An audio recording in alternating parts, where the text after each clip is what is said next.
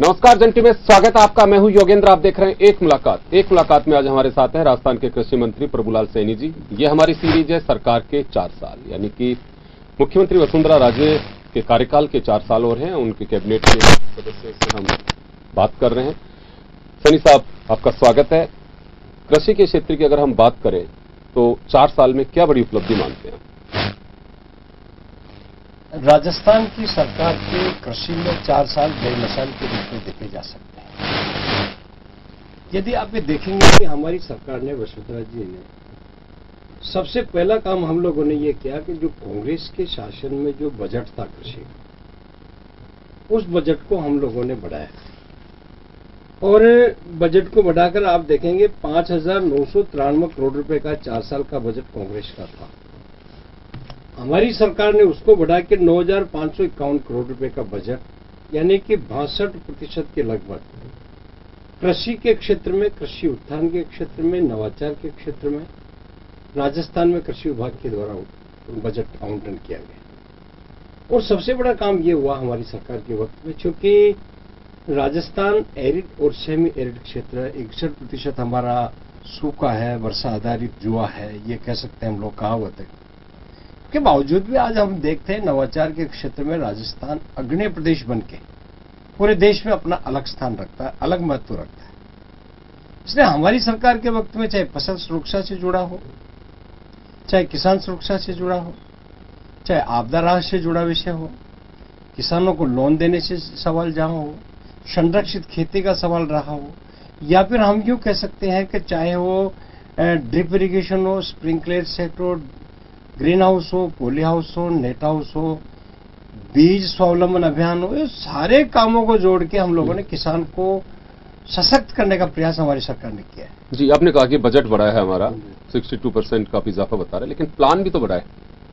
जो हमें अनुदान मिलता है उसकी राशि भी बढ़ी है।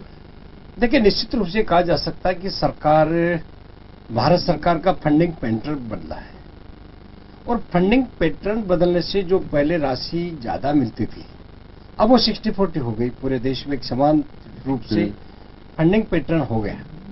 तो जब फंडिंग पैटर्न हुआ तो 40% राज्य सरकारों को खर्च करना और 60% भारत सरकार को उसमें देना था।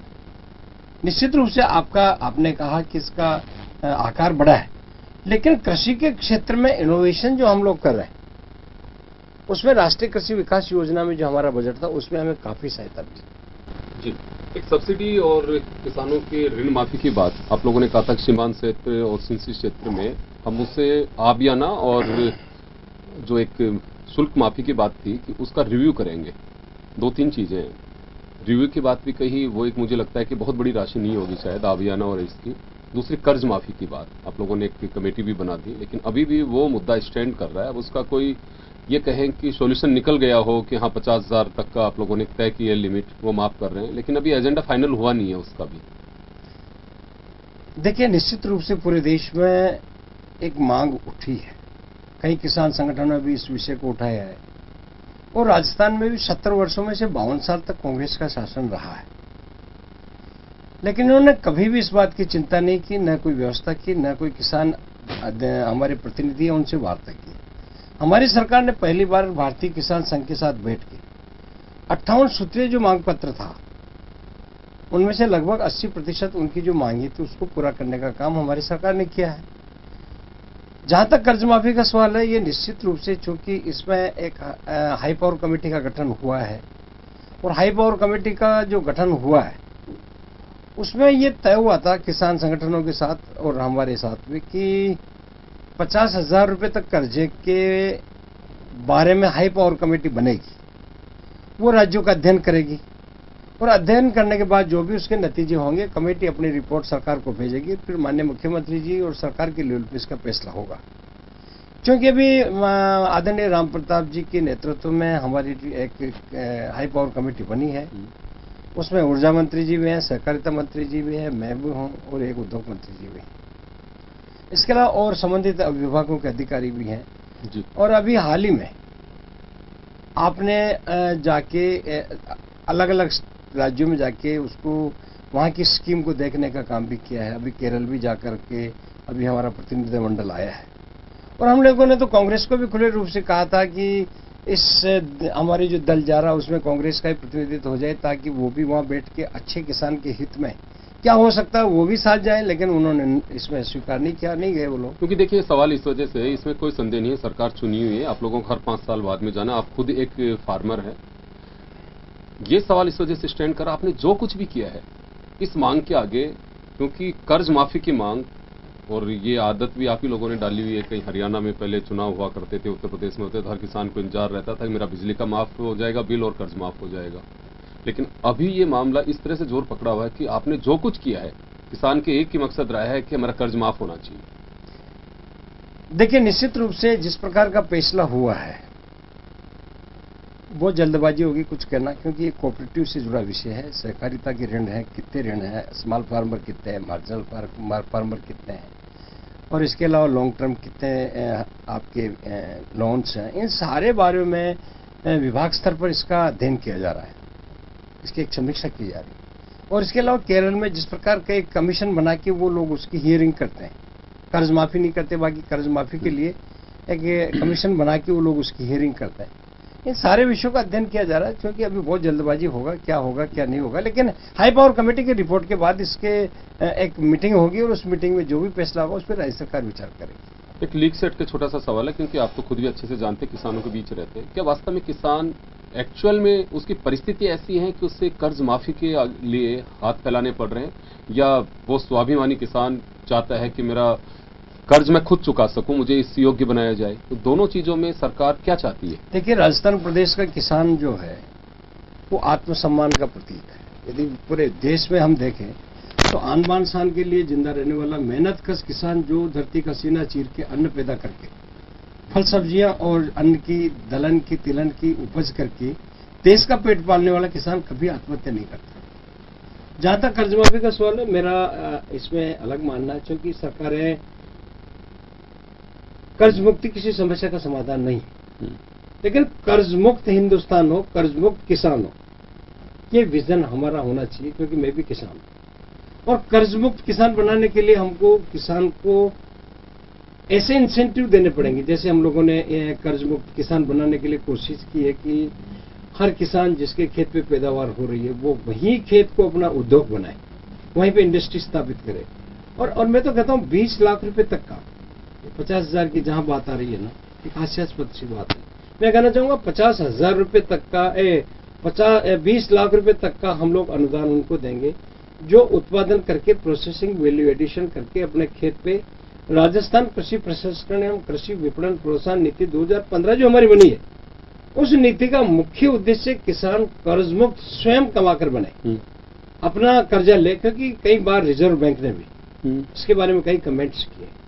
रिजर्व बैंक का भी ये कहना था, जब भारत सरकार ने 1990 में जब कर्ज माफी हुई, उसके बारे में उन्होंने कहा कि देखिए, बैंकिंग टर्मिनोलॉजी की यदि बात करते हैं हम लोग, तो उन्होंने इसको मॉरल हजार्ड के रूप में माना है। वो कह रहे हैं कि ये नैतिकता का सवाल है। जी, अपनी इस पॉलिसी का कोई रिव्यू हुआ इसमें कि 2015 में लागू किया था आप लोगों ने इसे, कि क्या पोजीशन, एक साल से ज्यादा समय निकल चुका उसका, देखिए किस जगह में स्टैंड कर रहे हैं, वास्तव में किसी को लाभ मिला कि नहीं मिला? देखिए, वास्तविकता हमारी कमी तो ये रही है कि इसका प्रचार प्रसार ढंग से नहीं हो पाया।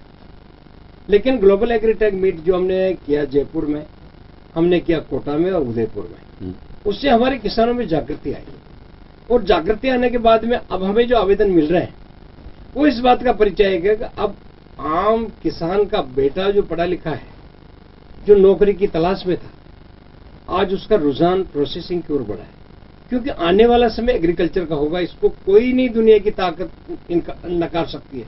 क्योंकि कृषि में पैदा होने वाला कोई भी चीज किसी फैक्ट्री में नहीं बनता है, उसको पैदा ही करना पड़ेगा। मिल्क है, वो गाय भैंस बकरी से ही आना है, किसी फैक्ट्री में नहीं बनना। इसलिए अब जो समय आने वाला है, एक टर्म था, एक टाइम था जो निकल गया है, अब सारे यू टर्न करके वापिस एक बार फिर से गोपालन की तरफ, पशुपालन की तरफ, मुर्गी पालन की तरफ हर किसान का परिवार बढ़ रहा है। इस जगह एक मेरा छोटा सा सवाल है, देखिए डॉक्टर अपने बेटे को डॉक्टर बनाना चाहता है, मतलब हर प्रोफेशन से जुड़ा व्यक्ति देखता है कि मेरा बेटा भी मुझसे मेरे लाइन से जुड़ता रहे। लेकिन आज परिस्थितियां बदल रही हैं, कारण जो भी है सबके सामने है। आज किसान चाहता है कि मेरा बेटा किसान बने। देखिए, निश्चित रूप से आजकल हर नागरिक की दौड़ जो है वो शहरों की ओर पलायन करने की हो रही है, नौकरी तलाश में घूमना चाहता है, लेकिन उसको एक हिडन एजेंडा का ये ज्ञान नहीं हो पा रहा था कि उसके खेत में भी एक उद्योग लग सकता है जो अब आप नौकरी लेने वाले नहीं बनेंगे, नौकरी देने वाले बनेंगे। ये एग्रीकल्चर के स्टूडेंट जो हमारे पीजी और ग्रेजुएशन जो कर रहे हैं, मैंने उनको कहा कि अब तुम सर्विस प्रोवाइडर बनने वाले हो, क्योंकि प्रोटेक्टिव फार्मिंग करके अपने खेत पर कम से कम ऐसे पढ़े लिखे लोग यदि इस प्रकार के एग्रीकल्चर को करके 10 से 12 लाख रुपए पर 4000 स्क्वायर मीटर में कमा सकते हैं, तो मैं समझता हूं ऐतिहासिक पहलू। अब आज जो काम करना चाहता है, काम के प्रति इच्छुक है, जिनके मन में ललक है, जो कृषि में नवाचार करना चाहते हैं, वो लोग डाइवर्ट हुए हैं। आप जयपुर के आसपास का आप उठा के देखेंगे तो कई पढ़े लिखे जो लोग हैं, जो चाहे एमएससी हो चाहे बीएससी हो, एग्रीकल्चर में थे, आज वो ग्रीन हाउस पॉली हाउस की खेती करके अपने आप को सुखद महसूस कर रहे हैं। 10 से 15 लोगों को वो रोजगार देने की स्थिति में बने हुए नहीं, लेकिन विषम परिस्थितियां भी हैं। कभी हमारे यहाँ पे होता है तो कभी अतिवृष्टि हो जाती है, कभी ओलावृष्टि हो जाती है, कभी सूखा पड़ता है। उन परिस्थितियों में जो किसान की कमर तो ये सब परिस्थितियां तोड़ती जा रही है। देखिए ऐसा नहीं है। देखिए मैं ये मानता हूँ कि प्रकृति के आगे किसी का बस तो नहीं चलता जी। चाहे ओलावृष्टि हो, अतिवृष्टि हो, सूखा हो, ये प्रकृति का दिया हुआ उपहास है। इस उपहास को उपहार में बदलने का काम राजस्थान के यशस्वी माननीय मुख्यमंत्री वसुंधरा जी और हमारे देश के प्रधानमंत्री आदरणीय मोदी। तो यानी कि मान सकते हैं कि किसान अपने बेटे को किसान बनाना चाह रहा है, ये एक सोच बदल रही है आपके हिसाब से? निश्चित रूप से अब यही समय आने वाला होगा, क्योंकि आप देख रहे होंगे टमाटर कभी 2 रुपए किलो मिलता है, तो कभी 80 रुपए किलो मिलता है, कभी प्याज 5 रुपए। लेकिन आज किसान ये देखता है कि मेरे बेटे को कहीं चाहे मजदूरी के लिए आप लेके चले जाओ, लेकिन ये काम मैं नहीं करने दूंगा इसको। तो वो परिस्थितियां आपके हिसाब से बदल रही, लेकिन उसके हिसाब से नहीं बदल रही है। देखिए निश्चित रूप से नहीं बदल रही होगी, लेकिन हमारा ये प्रयास होगा जी। हम ऐसे पढ़े लिखे लोगों को, हमारे स्टूडेंट हैं, हमारे भाई है, मैं भी एक किसान हूं, मैं भी खेती आज भी एक मेरी आदत में बनी हुई है, और मुझे जितनी खुशी खेती को देखकर और खेती को करके मुझे महसूस होती है, मैं समझता हूं बड़ी बड़ी इंडस्ट्री और बड़े बड़े इनको ऑफिसों को देख के नहीं होती। इसलिए एक रुझान की आवश्यकता है, और यदि रुझान हमारा बढ़ जाता है तो कल का समय हमारे किसान का समय होगा। ये मैं आज दावे के साथ आपको कहता हूं। चलिए, सैनी साहब के साथ एक मुलाकात जारी रहेगी। एक छोटे से ब्रेक के लिए रुकेंगे, ब्रेक के बाद वापस लौटते हैं। हम बात करेंगे कि बीजेपी ने जब अपने स्वराज संकल्प पत्र की जब घोषणा की थी, यानी घोषणा पत्र को स्वराज संकल्प पत्र माना था, उसमें 46 घोषणाएं कृषि से जुड़ी हुई थी। कितनी पूरी हुई है मंत्री जी बताएंगे छोटे से ब्रेक के बाद।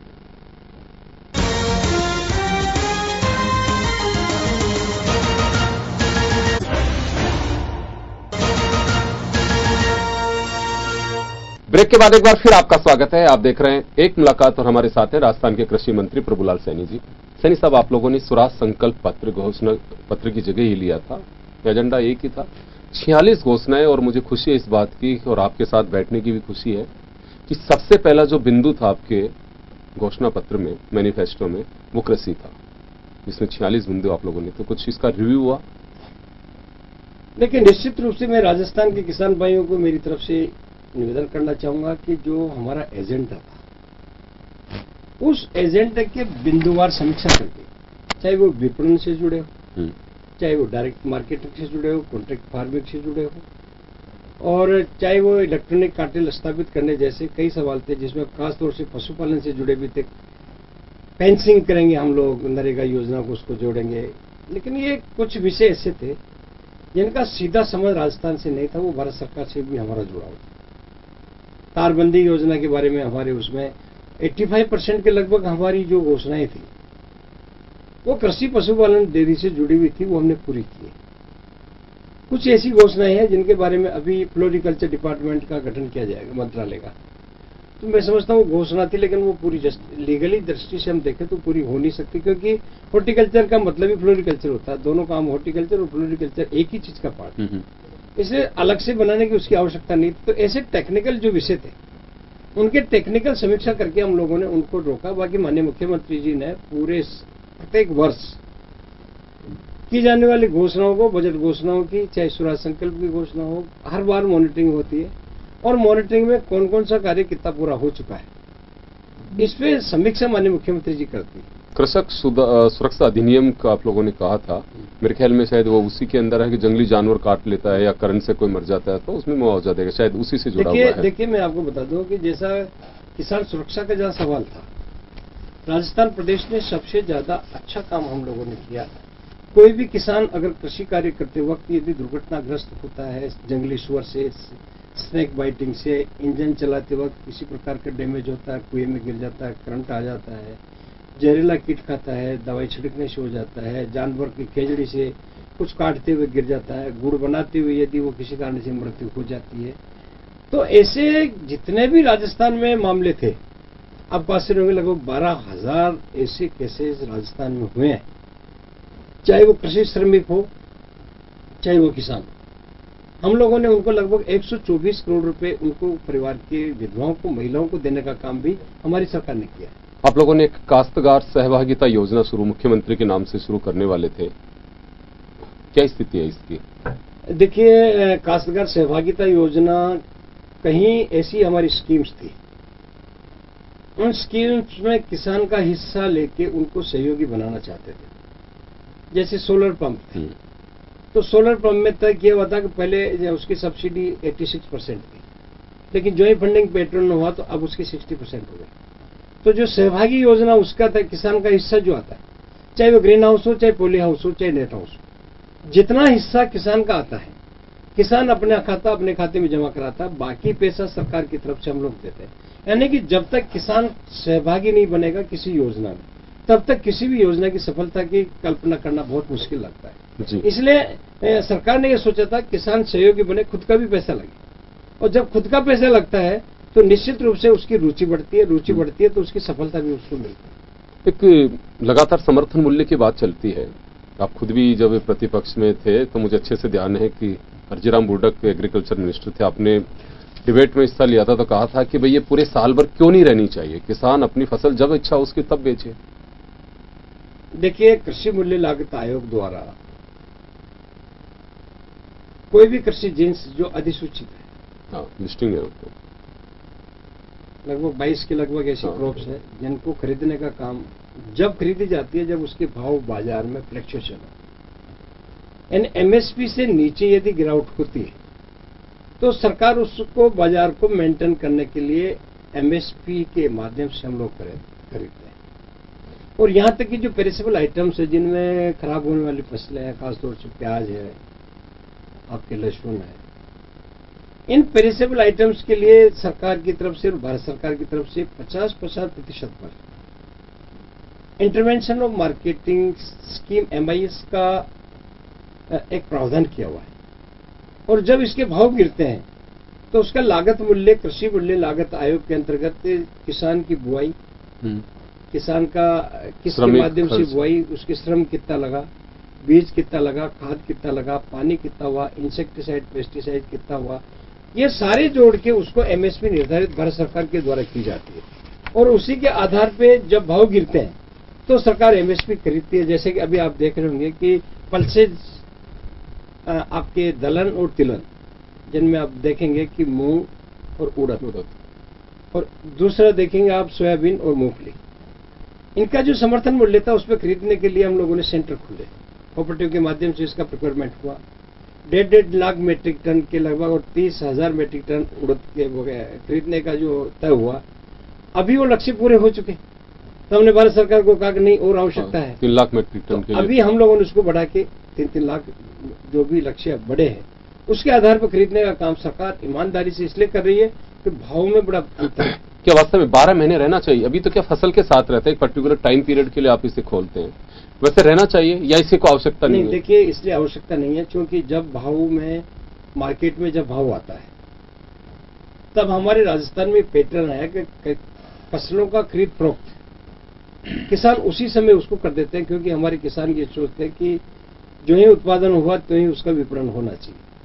और उस बात को ध्यान में रखते हुए प्रधानमंत्री जी ने उसके हित में फैसला करते हुए नेशनल एग्रीकल्चर मार्केट का कंसेप्ट देखा। राजस्थान की 25 मंडियों में ई ऑक्शन, ई ग्रेडिंग, ई पेमेंट, ई ट्रेडिंग की एक व्यवस्था करके किसान को उसकी आमदनी का पैसा पूरा मिले, ये प्रयास राजस्थान के मुख्यमंत्री और प्रधानमंत्री जी ने किए हैं। फसल बीमा योजना और क्रेडिट कार्ड, दो ऐसी चीजें हैं जिसको लेकर के जो प्रतिपक्ष में होता है वो इसे हथियार बनाता अपना राजनीति का। आप लोगों ने भी बनाया, आज कांग्रेस भी इसको बना रही है, तो वास्तव में इसकी कहानी क्या? किसान को इसका कुछ फायदा मिल रहा है कि ये केवल राजनीतिक टूल है बस?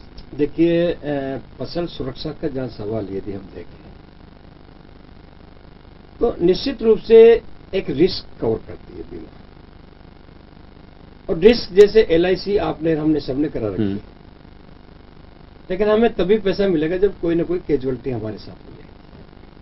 तो एक गलत धारणा बनी हुई है कि बीमा करा दिया तो पैसा मिलेगा ही, ऐसा नहीं है। लेकिन हम सौभाग्यशाली राजस्थान के लोग, क्योंकि हमें तो प्रत्येक वर्ष साले आपदा को झेलना पड़ता है, कभी ओलावृष्टि, कभी अतिवृष्टि, अनावृष्टि, काफी नुकसान होता है। तो 6100 करोड़ रुपए का जो 4 साल में यदि हम देखेंगे तो 6100 करोड़ रुपए के लगभग तो हम लोगों ने आपदा राहत के अंतर्गत किसानों को राशि उनके खातों में ट्रांसफर की। और यदि फसल बीमा की हम बात करेंगे तो हमारी सरकार के वक्त में 4 साल में 4 करोड़ 10 लाख के लगभग किसानों को इस योजना के अंतर्गत हम लोगों ने 4994 करोड़ रुपए किसान के खाते में ट्रांसफर करने का काम किया। अभी लेकिन कोई कमी है इसमें, आपको लगता है कि इसमें सुधार की जरूरत है? इसमें मैं निश्चित रूप से कमी मुझे जो महसूस हो रही है, भारत सरकार को हम लोग भेजते हैं। पहला, जिस प्रकार बार बार जो मांग उठती है कि ये कंपल्सरी नहीं होना चाहिए, स्वैच्छिक होना चाहिए, लेकिन जब से प्रधानमंत्री फसल बीमा योजना आई है तब से स्वैच्छिक भी करने के प्रावधान इसमें हो चुके हैं। और अभी चूंकि जिस कंपनी के द्वारा, जैसे यूनाइटेड इंडिया इंश्योरेंस जो कंपनी है जो राजस्थान की काम कर रही है, उसने 6 जिलों के लगभग 20 तहसीलों के 270 करोड़ रुपए करीब 2016 से अब तक जमा नहीं किए, जबकि 45 डेज में किसान के खाते में ट्रांसफर हो जाना चाहिए जी। इसके बारे में हम लोगों ने सख्त कार्रवाई करके भारत सरकार को भी लिखा है, और यदि आवश्यकता पड़ी तो उसके बाद फौजदारी कार्रवाई भी हम लोग करेंगे। लेकिन राजस्थान के किसान के 270 करोड़ रुपए जिनके खातों में जाना चाहिए वो कंपनी तत्काल दे, नहीं तो जो भी संभवतः कार्रवाई, चाहे भले ही वो सरकारी कंपनी है, भारत सरकार की कंपनी है, लेकिन राज्य का विषय, हम लोग इसको कतई बर्दाश्त नहीं करेंगे। हमारे किसान को पैसा मिले, ऐसे प्रयास हम लोग करेंगे। क्योंकि किसान इसे छलावा कहता है कि हमारे साथ छलाव हो रहा है। देखिए, निश्चित रूप से ब्रीच ऑफ ट्रस्ट कह सकते हैं हम लोग। हाँ।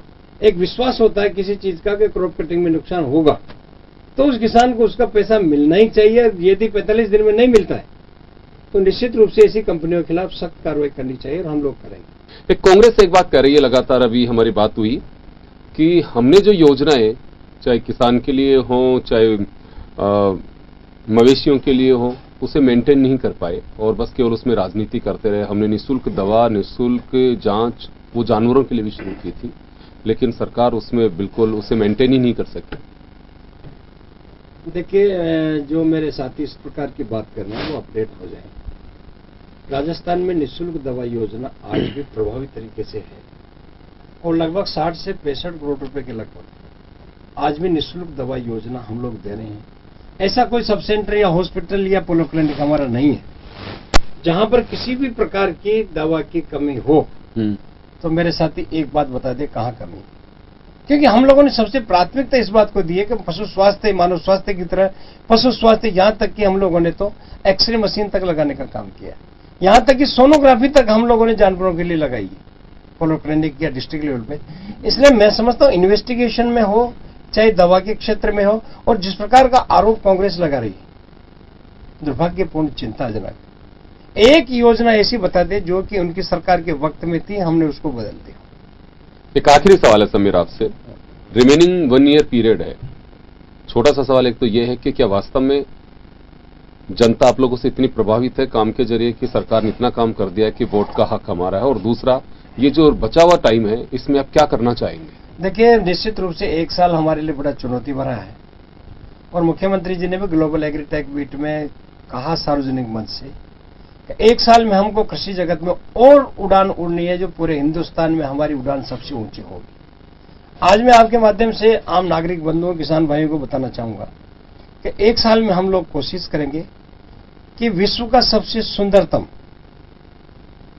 Agro tourism centre Mount Abu में हम लोग बनाएंगे, जहां पर उसको एग्रो टूरिज्म से जोड़ के ऐसे फ्लावर्स जिसमें बर्ड पैराडाइज हो, लिलियम हो, तुलिप हो, जरबेरा हो, कार्डेशन हो, ऑर्किड्स हो, ये सारी चीजों का सेंटर ऑफ एक्सीलेंस भी बनाएंगे, और राजस्थानी परिवेश में वहीं पर आने वाले जो भी फॉरेनर्स या अन्य आने वाले लोगों को ठहरने की व्यवस्था भी हम लोग करेंगे। इसके अलावा हमारा जो प्रयास टूरिज्म डेवलप करेंगे। और दूसरा सबसे बड़ा जो हम करने जा रहे हैं, किनुआ की खेती के बारे में, जो कि साउथ अमेरिका का पेरू कंट्री है, उस पेरू में अंतर्राष्ट्रीय स्तर का जो किनुआ एक्सपोर्ट का काम करता है, अब राजस्थान वो दूर समय नहीं है जब राजस्थान भी किन्वा को पैदा करके यहां एक्सपोर्ट विश्व को करेगा। चलिए, बहुत सारी चीजें हैं बात करने के लिए, समय बहुत कम है हमारे पास में, लेकिन मुख्य मुख्य जो बातें हैं वो हमने आपके साथ में शेयर की हैं। बाकी हमारा जो प्रोग्राम है उसमें बहुत सारी चीजें हम आपके साथ में और शेयर करेंगे। तो बहुत बहुत शुक्रिया आपका प्रभुलाल सैनी जी, हमारे साथ में जुड़े और सरकार के 4 साल में क्या खास किया।